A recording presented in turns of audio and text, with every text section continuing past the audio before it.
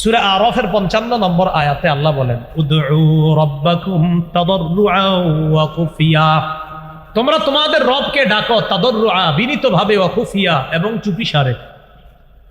আপনারা মাঝে মাঝে একটু চুপিসারে দোয়া করেন। এক তো সবার সাথে করেন, মাঝে মাঝে একটু চুপি চুপিও দোয়া করবেন। জাকারিয়া নবী চুপিসারে দোয়া করতেন আল্লাহর কাছে। এই দোয়ার প্রশংসা করে আল্লাহ কোরআনে আয়াত নাজিল করে এই উম্মতকে ওই দোয়ার কথা জানায় দিচ্ছে। সূরা মারিয়ামের 3 নম্বর আয়াতে আল্লাহ বলেন, ইয নাদা রাব্বাহু নিদাআন খাফিয়া, জাকারিয়া নবী যখন তার রবকে গোপনে ডাকলেন, মুফাসসিরিনে কেরাম বলেন আখফাহু লিআন্নাহু আহাব্বু ইলাল্লাহ, জাকারিয়া নবী তার রবকে হালকা আওয়াজে গোপনে ডাকার কারণ হলো গোপনে রবকে ডাকলে রব সবচেয়ে বেশি খুশি হয়। এজন্য মুসলিম শরীফের হাদিসে আসছে, ইরবাউ আলা আনফুসিকুম, নিজেদের প্রতি সদয় হও, ফাইন্নাকুম লাইসা তাদউনা আসাম্মা ওয়ালা গায়বা, তোমরা এমন রবকে ডাকছো না যে রব বধির আর যে রব অনুপস্থিত, এমন রবকে তো তোমরা ডাকছো না, বরং ইন্নাকুম তাদউনা সামিআন করিবা, এমন রবকে ডাকো যেই রব শোনে, যেই রব অতি নিকটে। কয় কত নিকটে? সাহাবীরা নবীরে বললেন, আকারিবুন রব্বুনা ফানুনাজিহি আম বাঈদুন ফানুনাদিহি, হুজুর আমাদের রব কি কাছে যে তাকে আস্তে ডাকবো, নাকি আমাদের রব দূরে যে তাকে জোরে ডাকবো?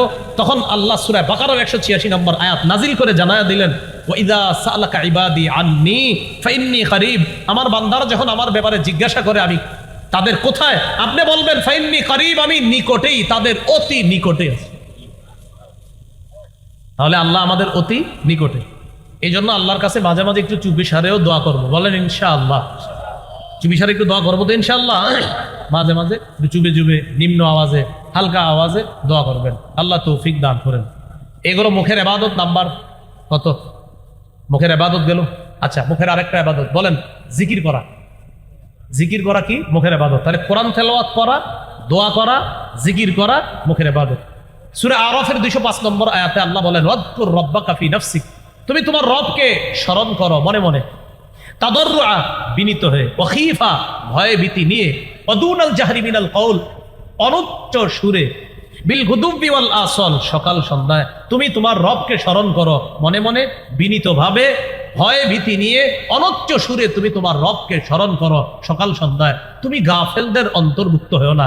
সহিহ বুখারীর 660 নম্বর হাদিসটা মনে রাখবো। আর আজকে রাত্রে 3টা বা 2টায় যদি ঘুম ভেঙে যায়, তখন হালকা কিছু সময়, আজকে থেকে যতবার ঘুম ভাঙবে কিছু সময় হইলো, একবার হইলো আল্লাহরে স্মরণ করুন। রাজি আছেন ইনশাআল্লাহ? আল্লাহ তৌফিক দান করেন। এটা কিভাবে? ঘুম ভেঙে গেছে, আপনার ইস্তেঞ্জার বেগ হইছে, আপনার বিবি ঘুমায়, সন্তান সবাই ঘুমায়, ইস্তেঞ্জা করতে গেলেন, বাইর হয়ে দেখলেন সব ঘুমায়, আপনি যে বুদ্ধি করে বলবেন ওই সময় সবাই ঘুমায়, একটু আল্লাহরে চুপে চুপে স্মরণ করি। তখন আল্লাহরে বললেন সুবহানাল্লাহ, আলহামদুলিল্লাহ, লা ইলাহা ইল্লাল্লাহ, আল্লাহু আকবার। অথবা আপনি বললেন আউযু বিল্লাহি মিনাশ শাইতানির রাজীম, বিসমিল্লাহির রহমানির রহিম, কুল হুয়াল্লাহু আহাদ, আল্লাহুস সামাদ, লাম ইয়ালিদ ওয়া লাম ইউলাদ ওয়া লাম ইয়াকুল লাহু কুফুয়ান আহাদ। এই চুপি চুপি আস্তে আস্তে পড়বেন, কারো ঘুম যেন ডিস্টার্ব না হয়। আল্লাহ কত খুশি হবে চিন্তা করেন, সবাই ঘুমায়, আমার বান্দা আমার নাম করে। এই মুখের এই জিকির। তাহলে তেলাওয়াত গেল, মৌখিক ইবাদত গেল, লা ইলাহা ইল্লাল্লাহ গেল, তেলাওয়াত গেল, দোয়া গেল, জিকির গেল, মৌখিক ইবাদত করব তো ইনশাআল্লাহ। আমরা ইবাদতের পদ্ধতি হিসাবে ইবাদত কয় প্রকার জানি? 1 নাম্বার আত্মিক, 2 নাম্বার, 3 নাম্বার দৈহিক।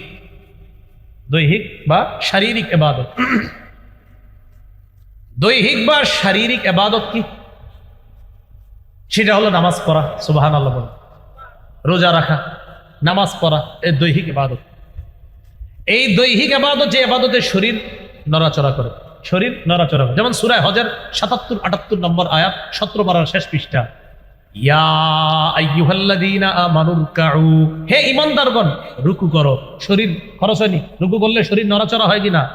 ওয়াসজুদু, সিজদা করো, নড়াচড়া হয় কিনা?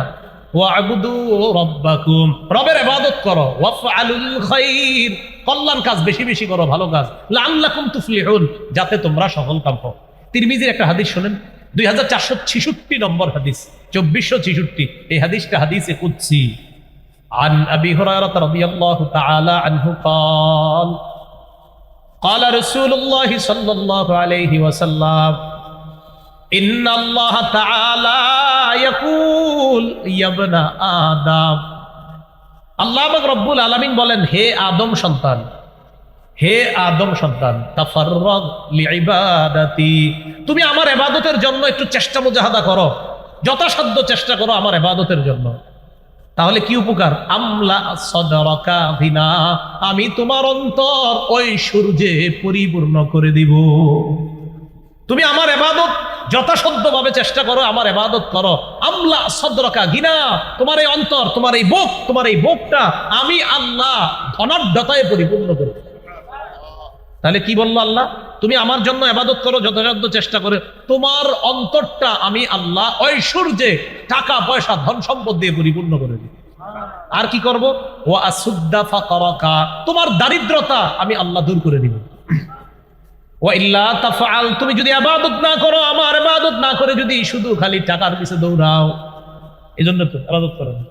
আল্লাহ বলেন, মালাতু ইয়াদাইকা শুগলা, তোমার দুই হাত আমি আল্লাহ ব্যস্ত করে দিব।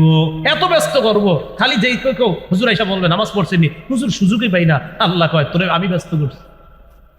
আর কি করব? আলাম আসুদ্দা ফাকরাকা, তোর দারিদ্রতা আমি কোনোদিনও দূর করব না। আপনি মনে করেন সব কোটিপতি অনেক বেশি, বুঝা দেখেন 9 কোটি ঋণ আছে। আমগো কুমিল্লা আনিসুর রহমান আশা পিসাব আপনি সুন্দর মতো করতে পারবে, ওইগুলো ফরমালিন হাসি। কি হাসি?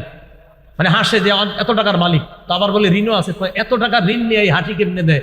সুদের টাকা, যেই ব্যক্তির কাছে সুদে ব্যাংক টাকা পায়, আনিসুর রহমান আশা পিসাব একটা বয়ান আছে দেখবেন, সেখানে কয় হ্যাঁ হাসি কেমনে, এই এই এই টাকা, সুদের টাকার বোঝা মাথায় নিয়ে এই লোক হাসে কেমনে? এইগুলো আসল হাসি না, এগুলো ফরমালিন হাসি। আমি আল্লাহ লাকাদিরুনা আলাল ইত্তিসা আকসারা মিন ইত্তিসাইস সামা, তোমরা যে আসমান দেখো, এই আসমান যত প্রশস্ত দেখো, এর চাইতেও আরো প্রশস্ত কিছু নির্মাণ করতে আমি আল্লাহ সক্ষম, আমি আল্লাহ ক্ষমতা রাখি। এটা হলো লামুসিউনের আরেকটা তাফসীর। ইমাম মুজাহিদ রহমতুল্লাহি আলাইহি তাফসীর করেছেন, ইন্না লামুসিউনা আই ইন্না লাকাদিরুনা বিখালকি সামাইন বিমিসলিহা, যে আসমানটা তোমরা তাকায় দেখতেছ, এই জাতীয় আরো আসমান বানাইতে আমি আল্লাহ সক্ষম, আমার কাছে কোনো ব্যাপার না, আমি আল্লাহ এটার ক্ষমতা রাখি। তাহলে আসমান বানিয়েছেন কে? সূরা আম্বিয়ার 32 নম্বর আয়াতে আল্লাহ বলেন, ওয়াজআলনাস সামাআ সাকফাম মাহফুজা, আমি আসমানকে করেছি সুরক্ষিত ছাদ। তোমাদের জন্য আসমানকে সুরক্ষিত ছাদ হিসাবে খুঁটি ছাড়াই আমি আল্লাহ দাঁড় করায় রাখছি। এই হলো আমাদের উপরে যে আসমান, এই আসমানের ব্যাপারে আল্লাহর বক্তব্য। এরপরে আল্লাহ বলেন, ওয়াল আরদা ফারাশনাহা ফানি'মাল মাহিদুন, আমি জমিনকে বিছিয়ে দিয়েছি, ছাদ পাইলাম, এখন দরকার বিছানা। আল্লাহ বলেন আমি জমিনকে বিছিয়ে দিয়েছি। ফানি'মাল মাহিদুন, আমি আল্লাহ কতই না উত্তম বিছাই। বিছানোর দিক থেকে এত বড় একটা বিছানা পৃথিবীর কেউ বিছাইতে পারবে না। তো আল্লাহ বলেন আমি আল্লাহ এই বিছানা তোমাদের জন্য যেভাবে বিছিয়ে দিলাম, কতই না উত্তম বিছানা আমি তোমাদেরকে বিছিয়ে দিলাম।